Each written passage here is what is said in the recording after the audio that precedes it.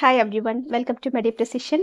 നമുക്കിന്ന് സ്ട്രോബെറീസിൻ്റെ ഹെൽത്ത് ബെനിഫിറ്റ്സിനെ കുറിച്ച് പറയാം. എന്തൊക്കെ ഗുണങ്ങളാണ് നമുക്ക് സ്ട്രോബെറി കഴിച്ചാൽ കിട്ടുക?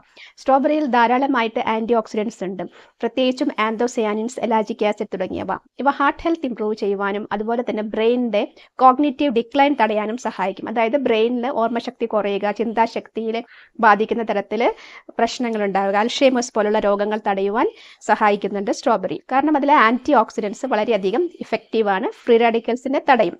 പിന്നെ രണ്ടാമത്തെ കാര്യം, ഇതിൽ വൈറ്റമിൻ സി വളരെയധികം ഉള്ളൊരു ഫ്രൂട്ടാണ്. അപ്പോൾ വൈറ്റമിൻ സി നമ്മുടെ ഇമ്മ്യൂണിറ്റി ബൂസ്റ്റ് ചെയ്യുവാനും സഹായിക്കുന്നു, പ്രതിരോധ ശക്തി വർദ്ധിപ്പിക്കുവാൻ.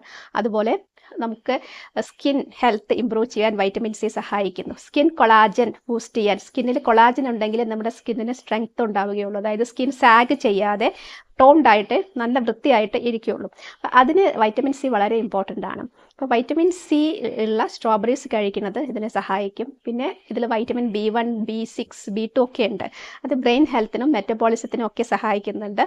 പിന്നെ വൈറ്റമിൻ എയും ഉണ്ട്, അത് കാഴ്ചശക്തിക്ക് സഹായിക്കുന്നുണ്ട്. അപ്പോൾ സ്ട്രോബെറി നമുക്ക് ഹാർട്ട് ഹെൽത്ത് മാത്രമല്ല, ബ്രെയിൻ ഹെൽത്തും മാത്രമല്ല, ബോൺ ഹെൽത്തിനും നല്ലതാണ്. അതിൽ ചില മിനറൽസ് ഉണ്ട്, കാൽഷ്യം, മഗ്നീഷ്യം തുടങ്ങിയവയെല്ലാം. അവയെല്ലാം വളരെയധികം ബോൺ ഹെൽത്തിനും ഹാർട്ട് ഹെൽത്തിനും സഹായിക്കുന്നുണ്ട്. സ്ട്രോബെറീസ് എന്ന് പറഞ്ഞാൽ വളരെയധികം ന്യൂട്രീഷ്യസ് ആയിട്ടുള്ള ഒരു ഫ്രൂട്ടാണ്. നിങ്ങൾക്കത് നിങ്ങളുടെ ഡെയിലി റുട്ടീനിൽ തീർച്ചയായിട്ടും ഉൾപ്പെടുത്താം.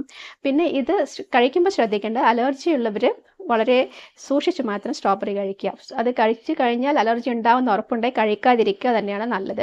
പക്ഷേ അലർജി ഒന്നും ഇല്ലാത്തവർ ആണെങ്കിൽ പോലും മോഡറേറ്റ് ആയിട്ട് കഴിക്കുക, വളരെ കുറഞ്ഞ എമൗണ്ടിൽ കഴിക്കാം. അതായത് എക്സസീവായിട്ട് ഒരുപാട് ഇത് കഴിക്കുകയാണെങ്കിൽ ചിലപ്പോൾ അതിലെ ഹിസ്റ്റമൈൻ കണ്ടൻറ്റ് അലർജി പോലത്തെ സിംറ്റംസ് ഉണ്ടാക്കാം.